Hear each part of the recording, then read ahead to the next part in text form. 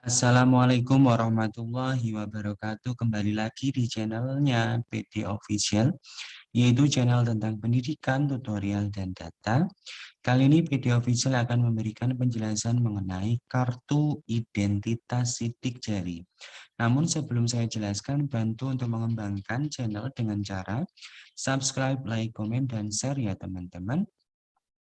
Oke, di layar ini saya sajikan satu contoh kartu identitas sidik jari yang dikeluarkan oleh Kepolisian Negara Republik Indonesia daerah Sumatera Selatan. Namun sebelum kita membaca atau memahami bagian-bagian dari kartu identitas sidik jari, perlu teman-teman ketahui bahwasannya penentuan umum rumus sidik jari merupakan hasil perumusan dari garis papiler yang ada pada jari jemari seseorang, di mana pengambilannya itu bisa dari jari, tangan, ataupun jari kaki. Manfaat dilakukannya pengambilan sidik jari seseorang adalah sebagai pengenalan kembali atau identifikasi awal dari seseorang yang nantinya dapat dijadikan sebagai acuan saat pengambilan data antemortem dan postmortem dari orang yang bersangkutan, teman-teman.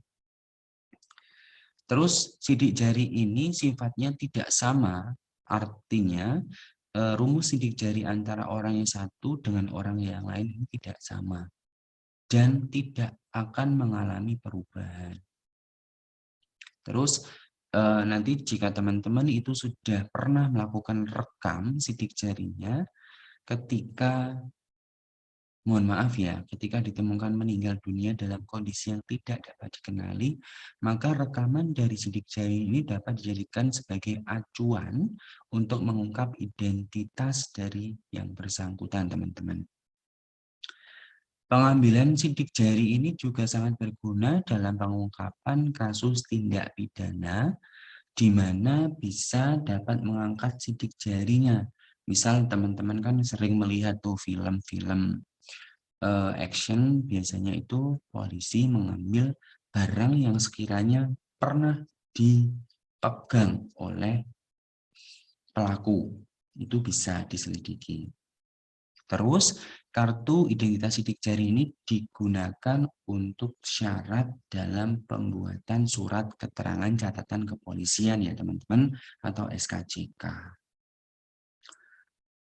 Terus kartu identitas sidik jari ini berlakunya seumur hidup teman-teman. Artinya satu kali ketika teman-teman membuat, maka berlaku seumur hidup. Dengan catatan ya kartunya tidak hilang.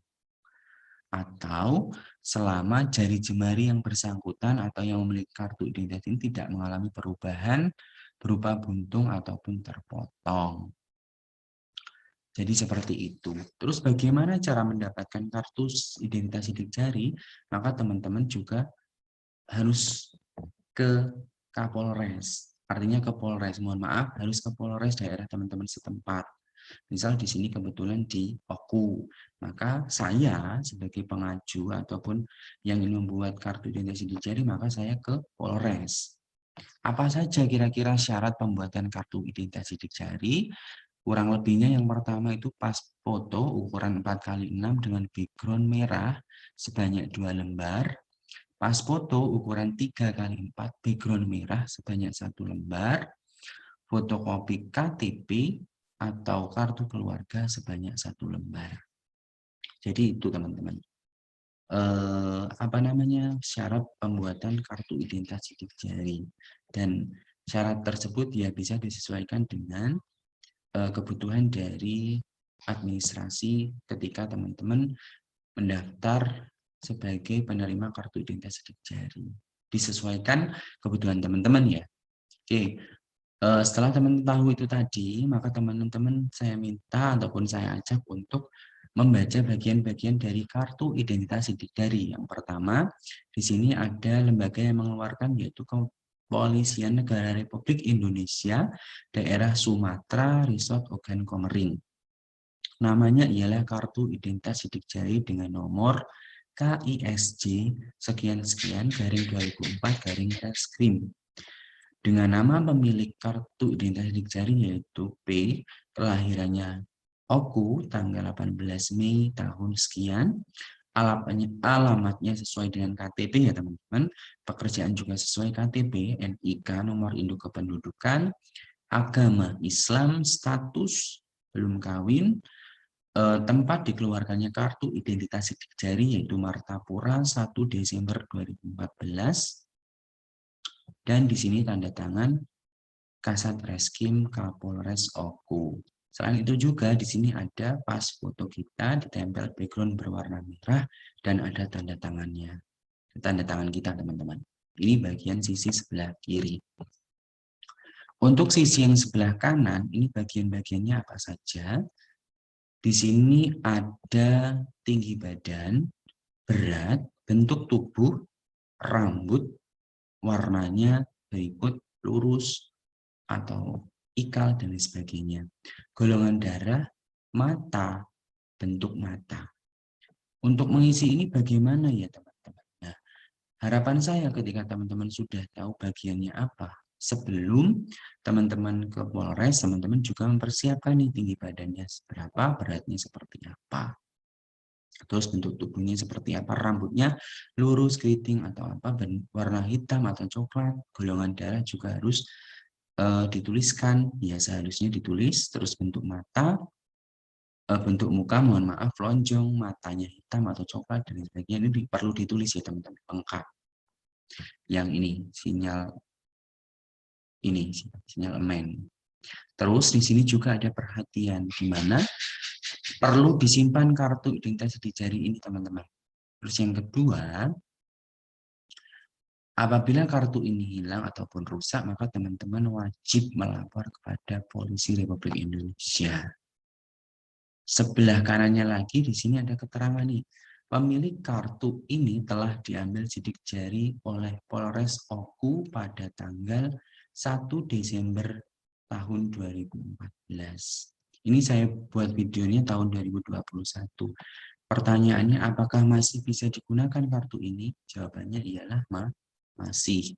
Karena kembali lagi dari penjelasan saya di awal, bahwasanya kartu identitas sidik jari ini berlaku seumur hidup selama saya, mohon maaf ini ya, bukannya berdoa jelek, tidak mengalami buntung atau tangannya terpotong. Terus selain itu, di bagian kanan ini ada, di bagian bawah ini, ada cap jempol kita dan ada rumus sidik jari kita. Ini yang saya tutupin teman.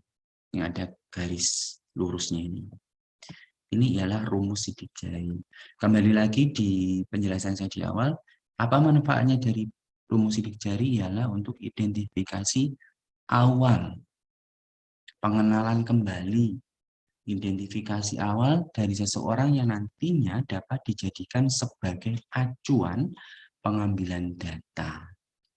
Tadi kan saya contohkan, misalkan kemarin ada ibaratnya tragedi, mohon maaf, jatuhnya pesawat, itu kan mohon maaf penumpangnya mungkin susah untuk dikenali, makanya karena sudah ada rekaman identitas sidik jari, maka ketika pihak kepolisian itu mengidentifikasi cukup menggunakan sidik jari ini, kemungkinan ya bisa digunakan atau bisa sebagai dasar untuk mengenali korban.